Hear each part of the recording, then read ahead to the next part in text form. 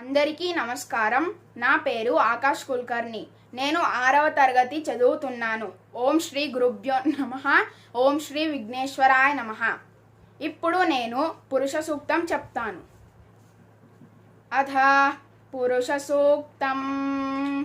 హరి ఓం తచ్చయోరారుణేమహే గాతుం యజ్ఞాయ గాతుం యజ్ఞపతయేత్ दैवी स्वस्तिरस्तु नः स्वस्तिर्मानुषेभ्यः ऊर्ध्वं जिगातु भेषजं शन्नो अस्तु द्विपदे शञ्चतुष्पदे ॐ शान्ति शान्ति शान्तिः.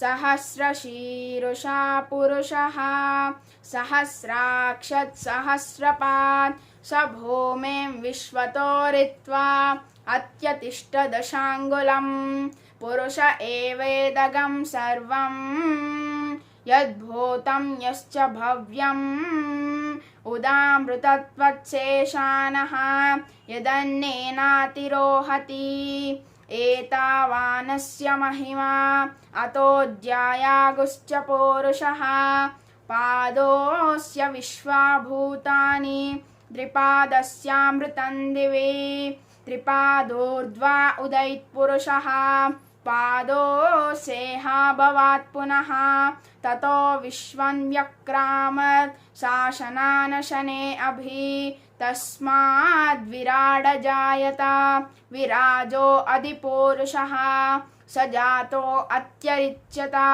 पश्चाद्भूमिमथो पुरः यत्पुरुषेण हविषः देवायज्ञमतन्वता वसन्तो अस्यासि दाज्यं ग्रीष्म इद्मा शरद्धवि सप्तास्यासन् परिदयः त्रिसप्तासमिदः कृतः देवा यज्ञं तन्वानः अबध्नन् पुरुषं पशों तं यज्ञं बर्हिषि प्रोक्षन् पुरुषं जातमग्रतः तेन देवा अयजन्तः साध्या ऋषयश्च ये तस्माद्यज्ञा सर्वहुतः संवृतं प्रसदाज्यं पशोगुस्तागुश्चक्रे वायव्यान् आरण्यान् ग्राम्याश्च ये तस्माद्यज्ञा सर्वहुतः रुचः सामानि जग्निरे चन्दागुं सुजग्निरे तस्मात् यजुस्तस्मात् अजायत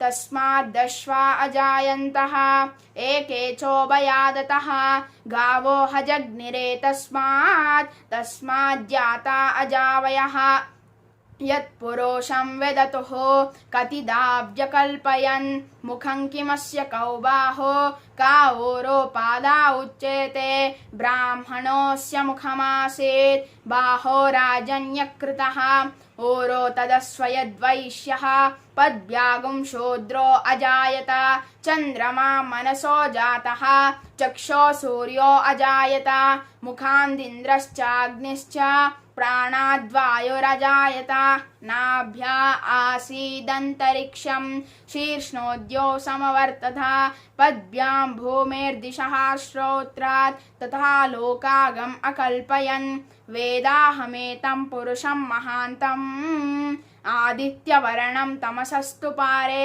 सर्वाणि रूपाणि विचित्य धीरः नामानि कृत्वा विवदन्यदास्ते धाता पुरस्ताद्यमुदार्जहारः शक्रः प्रविद्वान् प्रदिशश्च तस्रः त्वमेवं विद्वानमृतैः भवति नान्यः पन्था अयनाय विद्यते यज्ञेन यज्ञमयजन्त देवः तानि धर्माणि प्रथमान्ध्यासन् तेहनाकं महिमानः सचन्ते यत्र पूर्वे साध्या सन्ति देवः.